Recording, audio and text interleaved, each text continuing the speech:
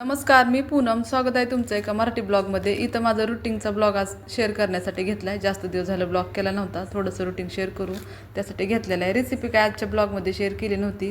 इथं माझ्या बारक्या मुलाचा नंबर लागला होता एक्झामसाठी.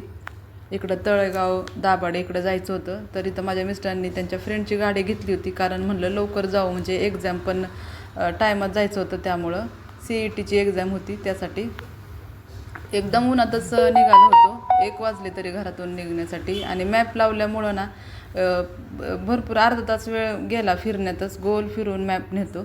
आणि 3 वाजले जाताना. 3ला 1 मिनटं कमीच होता, तेवढ्यातच मुलाला घेतलं तरी पण. आणि थोडा वेळ बसले तिथं, मँगो ज्यूस हे पिला. आणि बरोबर 5 वाजता एक्झाम सुटली. आणि इकडं मी, माझे मिस्टर आणि माझा बारका मुलगा आम्ही चाललो होतो, घरी निघालो होतो. घरातून येतानाच मी डब्बा घेतला होता, भेंडी चपाती भात असं घेतलं होतं. म्हणलं खाता येईल तिथं लवकर पोचलं तर, कारण दुपारी जेवण केलं नव्हतं. पण जेवण काय करण्यासाठी भेटलंच नाही. मिस्टर फक्त जेवण केलं. मला तर 2 तासाच्या प्रवासात इतका त्रास होत होता, त्यामुळे मी काय खाल्लं नाही, फक्त मँगो ज्यूस पिला. आणि हा असा पूल पण होता, म्हणलं शेअर करू, छान वाटत होता. असा मोठा पूल होता. आणि ह्या साईडला जास्त कंपन्या होत्या.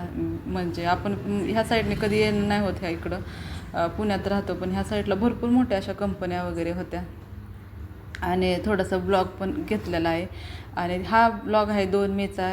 12वीचा निकाल होता, तर माझा बारका मुलगा 12वी पास पण झाला होता. त्यासाठी घरात पेढे वगैरे आणले होते. आणि आज करणार होते वाटाणा पनीरची भाजी. रेसिपी काही तर शेअर केली नाही, साधी सोपीच भाजी केली होती, कांदा टोमॅटोची पेस्ट करून. आणि इथं पीठ पण मळून घेतलं, आणि भाजी चपाती भात असं करून घेतलं होतं. आणि बघत बघत मुलं पण मोठे होतात. 12वी पण माझ्या बारक्या मुलाची निघाली होती. आणि छान पण वाटत होतं आता, की चला आता 12वी पण पास झालं, म्हणजे 12वी पण निघाली त्याची. स्वयंपाक वगैरे करून घेतला, दुपारचं जेवण केलं. आणि इथं आज काही रेसिपी शेअर केली नाही, फक्त छोटासा रुटीनचाच ब्लॉग केलेला आहे. आणि इथं 1-2 क्लिप माझ्या मिस्टरांच्या मोबाईलमध्ये घेतल्या होत्या, त्यामुळं मोबाईल असा उलटा झाल्यासारखाच वाटत होता, उलटा कॅमेरा झाल्यासारखा.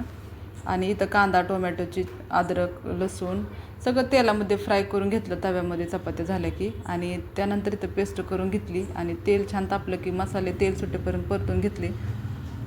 त्यानंतर वाटाणा पनीर हे चांगलं एकत्र मिक्स करून छान अशी भाजी करून घेतली होती. रेसिपी काही शेअर केली नाही, तर छोटासा असा ब्लॉग केला. ज्यांनी ब्लॉग बघितला त्यांना मनापासून धन्यवाद.